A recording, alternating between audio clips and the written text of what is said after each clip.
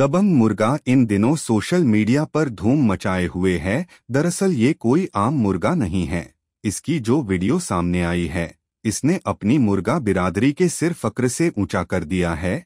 अब आपको बताते चले, सफेद रंग के इस दबंग मुर्गे ने एक स्ट्रीट डॉग को मार मार कर उसकी नानी याद दिला दी है। वायरल वीडियो में साफ नजर आ रहा है कि कुत्ता पहले मुर्गे से छेड़छाड़ कर रहा है, लेकिन उसके बाद दबंग मुर्गे ने जो किया वो देखने काबिल है। कुत्ते को दौड़ा दौड़ा कर सबक सिखाया है। वीडियो मुरादाबाद ने नागफनी इलाके का बताया जा रहा है, जो कई दिनों से सोशल मीडिया पर ट्रेंड कर रहा है और मुर्गा बिरादरी का सिर भी फक्र से ऊंचा कर रहा है।